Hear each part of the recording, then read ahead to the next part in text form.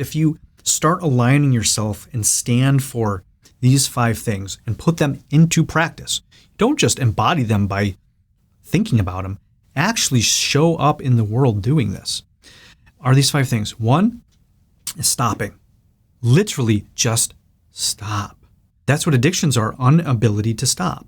Nothing I'm saying is necessarily easy. It's all simple, but it's not necessarily easy. It took people lifetimes to stop. Just this one thing, stop suffering. Stop suffering. Yeah, but how? Stop. Subtract. Now the problem with this, when most people don't talk about it, it's really hard to sell stop. There's no magical bullet. There's no special technique. There's not a 50-page process. We can break it down a little bit, but really it's just stop. So stop is 1. 2 is feel. You have to feel these things. And it's not about feelings.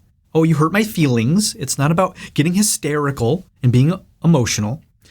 You see a lot of people who are hysterical and victims saying, oh, you hurt my feelings. I don't feel like it, blah, blah, blah. They're not feeling. They're reacting to their emotions. So they don't have to feel it. What does it feel like? No, it's not up there. Feeling is not up there out of your body in your head. It's down here. If I have a client who's doing all of this expression, again, the expression isn't wrong.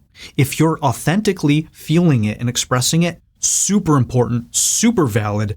Do not suppress that or judge it. It is very important to get that out, to express it. However, it has to be authentic. If you're acting the feeling out, if you're acting out, if you're dramatizing, if you're performing, you're not actually feeling it. You can't control it. You have to surrender 100%. If you only go 99% into the feeling, you're not going to penetrate it.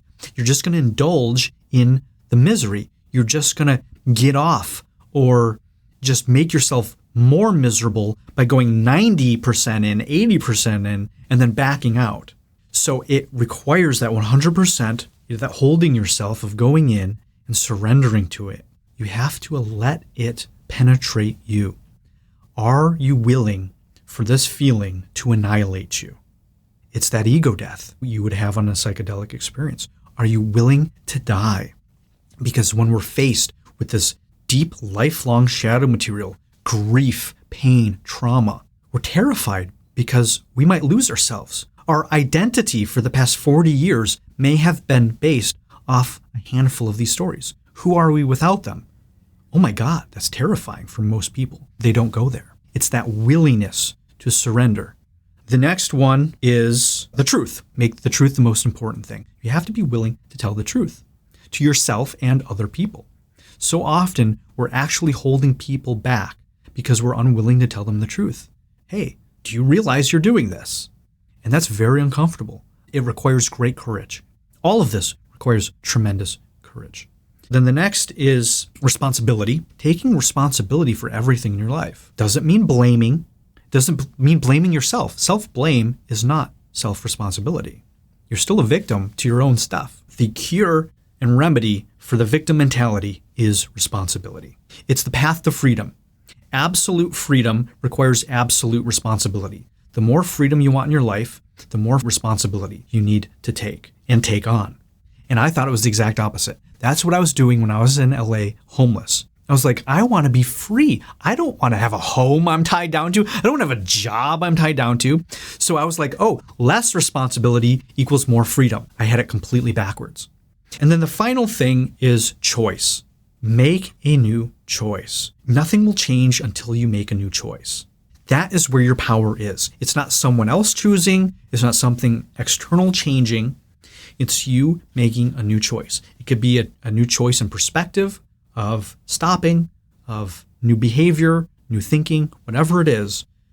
Your life will only change once you make a new choice. And if that thing doesn't change in your physical life, you really haven't made the choice.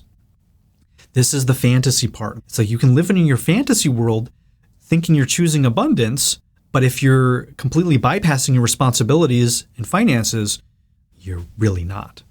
The way you know you've actually made the choice, and I say this with my book, it's I chose to write this book. But the only way we'll know that I chose a published book is if this is in your hands and you're reading it. Otherwise, I could have chose a draft. I could have chose an almost published book. I could have chose a finished book that I was too afraid to publish. Everything I've talked about is in this book. It's a big book. It's a confronting book. But if you want to get started in this new way of moving through the world, this is the first step. If you'd like to learn more about Cinesomatics, you can go to cinesomatics.org. If you want to work with me personally and learn more about me myself, you can go to andrewdaniel.org. And if there's any availability, you can book a assessment. And the embodiment assessment is the private one-on-one first step into this world. We also have workshops coming up, live and virtual. We have lots of really good stuff coming up. So if you're interested in this stuff, please check it out.